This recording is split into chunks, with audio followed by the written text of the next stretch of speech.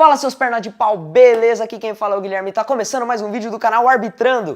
E hoje eu tô trazendo uma série da hora em primeira mão, é a série Ícones, onde a gente vai falar de jogadores que evolucionaram a maneira com que jogavam o futebol, aquele jogador diferenciado. Então, a gente vai estar falando deles e hoje eu trouxe aqui um jogador que muitos de vocês não conhecem. Ele foi um dos pioneiros, foi um dos primeiros craques do futebol, considerado aquele jogador inovador, aquele jogador que sabia fazer gol. Ele era centroavante e ele é Arthur Friedenreich, mas como o nome dele é difícil aqui pra gente, ele vai ser Fred ou Frederico. Então, Friedenreich é um nome difícil, né? Friedenreich. Então, vamos chamar ele de Frederico, né? Beleza. E bom, hoje eu vou estar falando dele, como eu já disse na série, e vamos começar logo esse vídeo.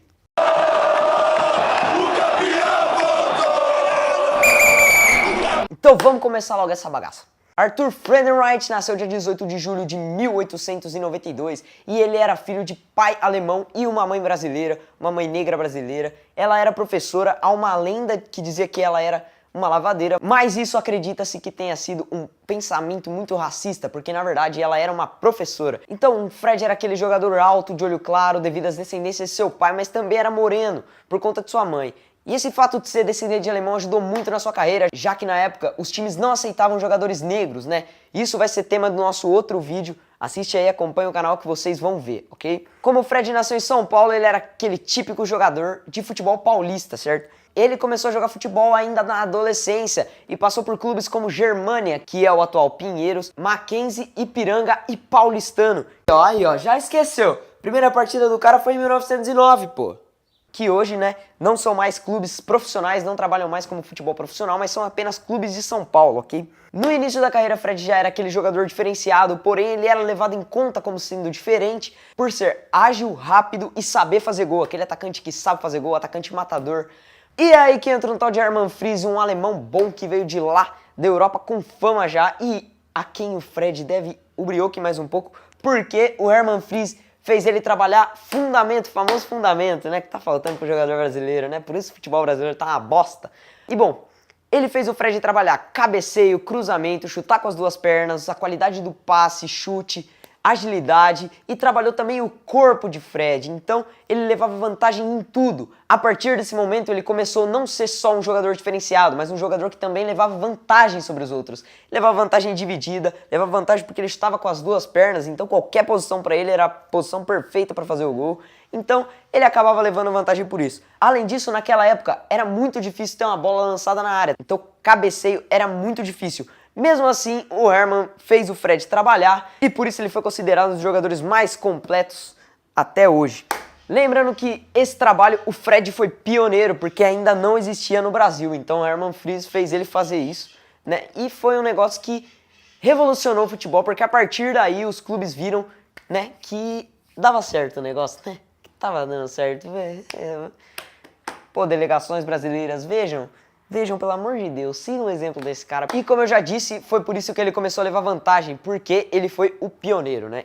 E o cara era tão foda que ele chegou naquela época quando podia jogar até em 3 times no mesmo dia. Então ele colocava a camisa de um, jogava, tirava a camisa do outro, colocava a camisa do outro, tirava, jogava, colocava a camisa do outro, jogava também. Então ele jogava de cedo, tarde, de noite, por conta do seu físico, ele conseguia fazer isso. Que é muito bom, né? O cara conseguiu jogar 3 jogos por dia, mas tudo bem. Ele jogou em diversos clubes, mas ele ficou famoso realmente, fez história no São Paulo, o tricolor do Morumbi, que ainda não era do Morumbi, mas era o tricolor. Ele jogou no São Paulo, onde lá ele fez história, até hoje faz história. Ele tem 103 gols em 125 jogos e é até hoje o 18º maior artilheiro do clube, carregando nas costas uma média incrível de 0,82 gols por jogo, é quase um gol por jogo. O cara fazia quase um gol por jogo. Pensa o centroavante do seu time fazendo um gol por jogo. Já tava bom. O nosso querido Fred também tinha uma característica marcada, que era aquele jogador rápido e inteligente que não prendia a bola. Então, onde ele visse um companheiro dele mais à frente, melhor posicionado que ele passava a bola. E era isso que levava em conta nesse cara, porque não era um jogador que pensava em jogar bonito, mas era um jogador que pensava em jogar coletivo. Entendeu? Ele não jogava pra plateia, jogava pro time. E é disso que o futebol tá precisando hoje, né? O jogador ficou ainda mais famoso depois de fazer uma excursão pelo Paulistano, time onde ele fez uma excursão para fora do país, né? Eles jogaram fora do país, era a primeira vez que um time brasileiro jogava fora, jogava no exterior.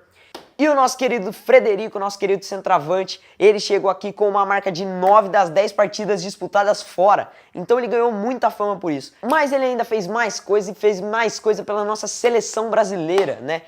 Ele foi o autor do gol que deu o título do Sul-Americano contra o Uruguai em 1919. Em 1919, onde houve aquela partida Brasil e Uruguai, ele fez o gol no segundo tempo da prorrogação. Aí, cara, errou de novo, velho. Você errou de novo, pelo amor de Deus. Sai daí, não dá pra ter canal no YouTube, não. Já falei pra você, esse jogo foi o jogo mais longo de todos os tempos. Ele teve 2 prorrogações de 2 tempos de 15 minutos cada. Então ele teve 4 tempos de 15 minutos. Na prorrogação, né, claro. E o Fred fez o gol na segunda prorrogação, já que na primeira prorrogação e no tempo regulamentar as redes não balançaram. Ele fez um gol na prorrogação que salvou o Brasil e deu o título do Sul-Americano para o futebol brasileiro. Fred é até hoje considerado uma lenda do futebol, mas ele tem uma polêmica em relação à quantidade de gols feitos. Segundo seu pai, que anotou seus gols desde que ele começou a carreira, Fred tem 1.239 gols em 1.329 jogos. A FIFA chegou a oficializar essa marca de 1.239 gols em 1.329 partidas. Porém, muitos anos depois, o jornalista Alexandre da Costa cravou, com base em 2 jornais, que foram Correio Paulistano e Estado de São Paulo, que na verdade a marca de Fred era de 554 gols em 561 partidas. Mesmo depois da contagem de gols, o jornalista disse que não queria estragar a lenda que era Fred, e que mesmo ele tendo feito 554 gols, era gol pra caramba, e ele ainda continuava um mito. Fred fez sua última partida em 1935 pelo Flamengo, tá? Ele jogou no Flamengo também, fez sua última partida por lá, mas não marcou gols. Ao longo de sua carreira, ele Tigre, como era chamado, ganhou 13 títulos, sendo 5 pela seleção brasileira, o Campeonato Sul-Americano 2 vezes, Copa Roca e 2 vezes a Copa América.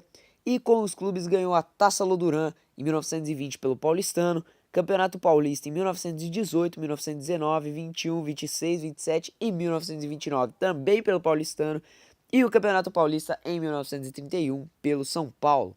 E nosso querido ídolo morreu em 6 de setembro de 1969, aos 77 anos, também em São Paulo. Além dos times que eu falei aqui no vídeo em que Fred jogou, agora eu vou falar todos os times que ele passou em sua carreira. Então, bom, ele jogou no Germânia, Ipiranga, retornou ao Germânia, fez parte do elenco do Mackenzie, retornou ao Ipiranga, jogou pelo Americano, retornou mais uma vez ao Ipiranga, passou pelo Paysandu, Paulistano. Lembrando que o Paulistano foi o time em que ele ganhou tudo, ganhou mais troféus, tá? Ele ficou famoso, alcançou seu auge de ser famoso, né?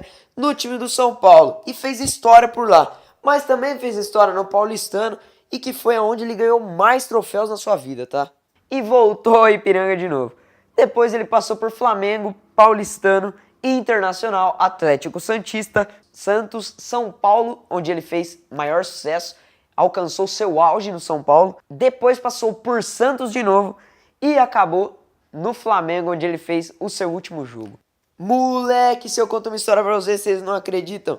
O Fred foi lutar contra o governo de Getúlio Vargas, ele foi pra luta armada, foi pra guerra armada contra o governo de Getúlio Vargas. E galera, ele foi dado como morto, mas depois viram que ele não estava morto e ele acabou retornando à carreira, hein? E bom, galera, é isso. O vídeo de hoje fica por aqui. A maior parte dos dados foram retirados desse livro aqui, Guia Politicamente Incorreto do Futebol. É muito bom, recomendo vocês lerem. E bom, é isso. Se você quiser acompanhar o meu canal, clica nesse botão de se inscrever e se inscreve nele para acompanhar meus vídeos. Bicuda esse botão de like, favorito e compartilha esse vídeo com os seus amigos. É isso aí, valeu, falou! Serafim, passou para Frenderrache no comando de ataque, está na intermediária do Palestra, finta secamente a Amilcar, vira, se atira de longe, atenção, saltou Nascimento, gol!